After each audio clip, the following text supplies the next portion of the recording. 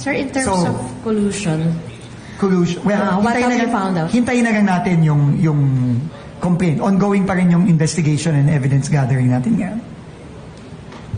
Sir Josh po from Billionaire po.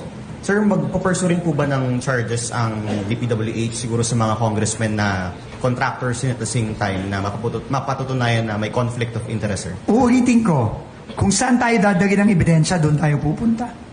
Hintayin na lang po natin.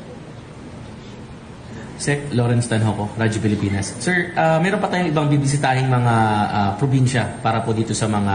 Meron. Ano po? Next week po pupunta ako ng La Union at Baguio kasama ni Mayor Benji Magalong. On Tuesday. Sir Bernard from PTV4. Sir, balikan ko lang yung Oriental Mindoro. Magkano po yung eksaktong amount na pinag-uusapan natin dito sa Ghost Project? Bibigay ko yung detalye kapag nag-file na kami ng kaso. And your statement, sir, may Black Friday protest ngayon yung ilan nating kababayan regarding the flood control projects. Unang-una, para sa ating mga kababayan, naintindihan po ng Presidente, naintindihan po namin ang inyong galit. Lahat po tayo galit dito. Pera po natin lahat ito. Pero, umasa po kayo na upon the directive of the President himself, tandaan natin, ang Presidente mismo ang nagsimula nito nung nagalit siya sa SONA. Ang Presidente po mismo ang bumaba sa ating mga komunidad at in-inspect mismo para makita niya sa sarili niyang mata yung mga pinagagagawa dito sa mga proyektong ito. At ang Presidente din mismo ang nagbuo nitong ating Independent Commission on Infrastructure.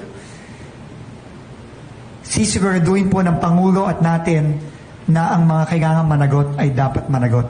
At nagsimula na po tayo kahapon sa kauna-unahang kaso at tuloy-tuloy po ito sa mga susunod na linggo, susunod na buwan. Kaya po, umasa po kayo na mananagot po ito. Karapatan po ng lahat na magprotesta, pero huwag po tayong mag-resort sa karahasan. Let us not resort to violence. Dahil po, umaandar po ang proseso at makakaasa po kayo na mananagot po ang mga dapat managot.